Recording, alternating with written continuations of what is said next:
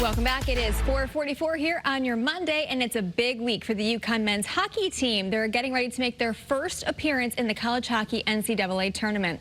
They'll be hitting the ice against Quinnipiac Friday in Allentown, Pennsylvania. Puck drop at 5 o'clock. Good luck to the UConn men. Good luck is right. Maybe they'll get a hat trick. Good for you, Scott. Thank you. I think that's a hockey term. It is. All right. This morning. Goals by one person. There you go. All right. This morning, first alert weather day. Inland snow to rain. A little bit of a coating is possible in the highest elevations of northern Connecticut. Got a winter weather advisory in effect for northern Litchfield County. This was issued yesterday morning for northern Litchfield County for this morning, right up until about 10 o'clock. And you can see we do have a little bit of snow up there in parts of northwest Connecticut.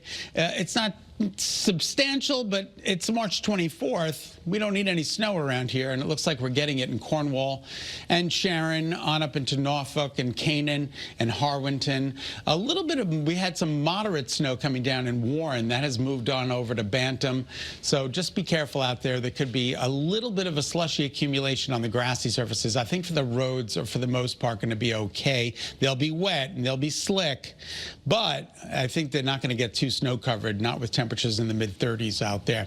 Visibility pretty good this morning. We're at a 10. You can see a little bit of a breeze out there in New London where the temperature is 39 degrees. And notable dates, yesterday the temperature, the average high got to 50 degrees. So we're making some progress here. Today we're not going to get there with the exception of the shoreline. 42 right now in New Haven. Good morning to you. Things are dry there. Things are dry in Waterbury where it's 36.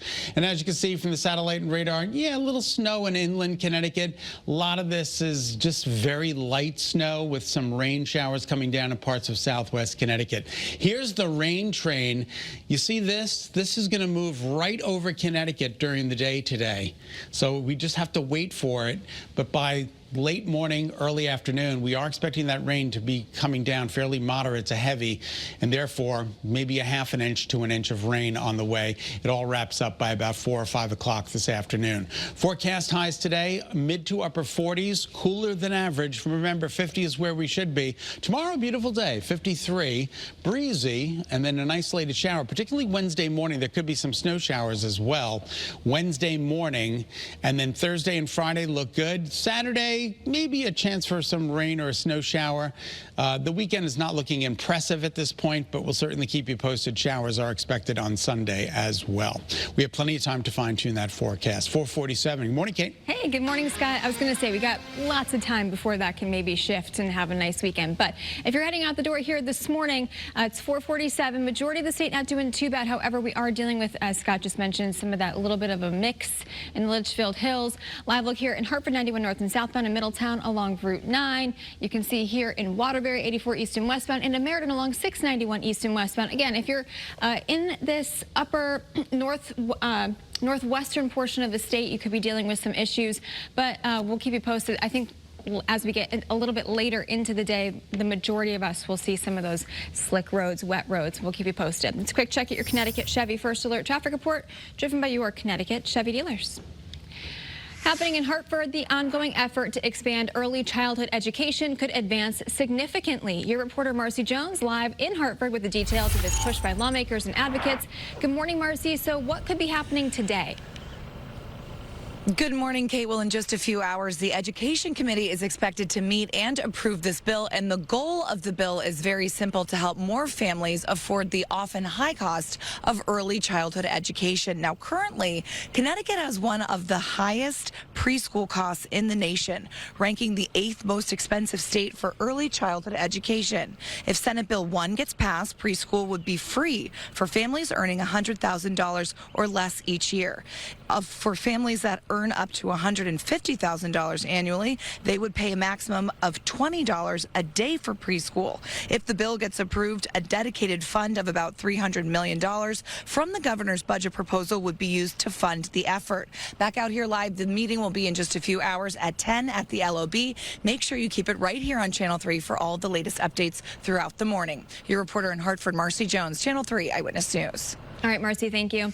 This morning, Pope Francis is waking up back at home after his 5-week stay in the hospital. His doctors say he'll need at least 2 more months of rest and rehab after battling a respiratory infection.